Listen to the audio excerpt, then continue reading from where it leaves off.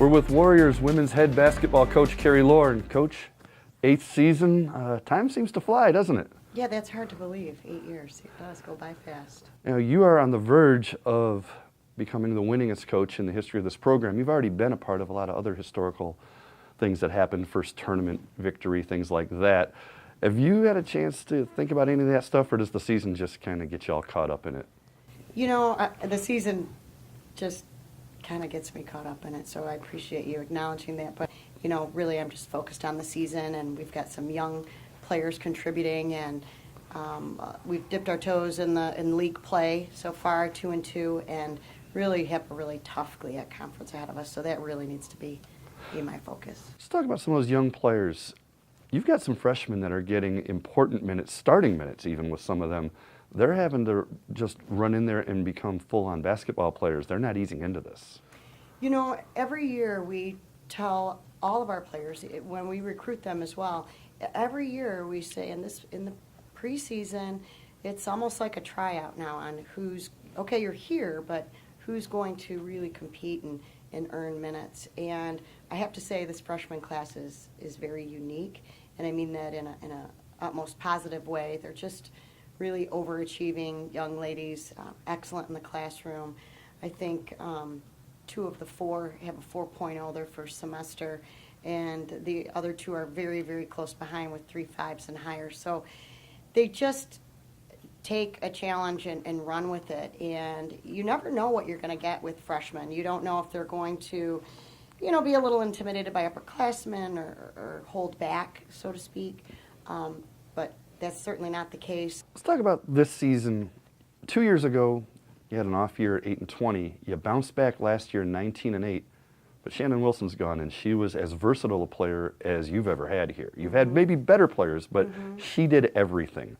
So one person doesn't take that spot. It takes 2 or 3 to replace her. How do you do that? You're absolutely right, and probably for the first, 6 weeks, we were saying, gosh, we really miss our seniors. And Shannon, in particular, but also Sarah and Peyton, and they were just such great leaders, and they just knew what we wanted and had been in the program and knew the expectation, but they also knew the league, and they were bitter because they had an 8-20 season the year before. So we thought, oh goodness, how are we going to get this going? And I will say that I feel like I have a very versatile player in Janae Williams, and she is someone who came to us as a sophomore and was a wing player for us. And then last year I put her at a point guard spot, and then she started this year really as our 4. So I would say she's very versatile in that regard.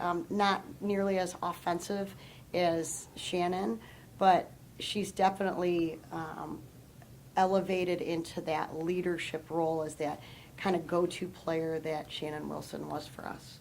Last question. I know the expectations for the rest of the season. We've got to play hard and get better and all that, and that's the usual question, so I want to ask you something different. 8 years in and a lot of success. If I'm a person coming in and I don't know anything about your program, define Wayne State women's basketball for me. Well, we're definitely going to be a team that's going to play hard, and we want to make sure that the next morning our opponent knows that they played Wayne State. So I think we hang our hat on how hard we're going to play, but we also hang our hat on those 3 things, the athletic piece, but the academic piece and the community outreach. And I know for a fact that our students, not just in women's basketball, but throughout the entire department, do far more than any other Division II school, I really think, in the country. And I'm proud of that. We feel like we're really preparing our young ladies to take the step that happens after 94 feet on the floor. And they're building their resumes every day by getting community service hours and just exposing themselves to, maybe it's a youth program or a geriatric program or a disabilities program or a business. So they're really broadening their kind of base on who they were when they got here and what they've experienced when they leave.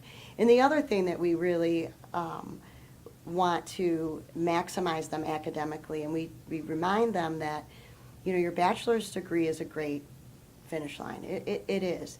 But we want you to really get that 3.5 or higher and put yourself in an opportunity to go to grad school. Put yourself in an opportunity to maybe earn a graduate scholarship somewhere. And you do that now by what your academic profile looks like now and the community outreach piece. So there's no question we hang our hat on how hard we're going to play. Now, we might not always be, you know, the most talented team, but we're going to play really hard. We're going to play together. And then when we walk off the court, we're going to keep it all in balance and keep it all in perspective and know that we're here. They're all here to get a great education and prepare themselves for life after Wayne State basketball.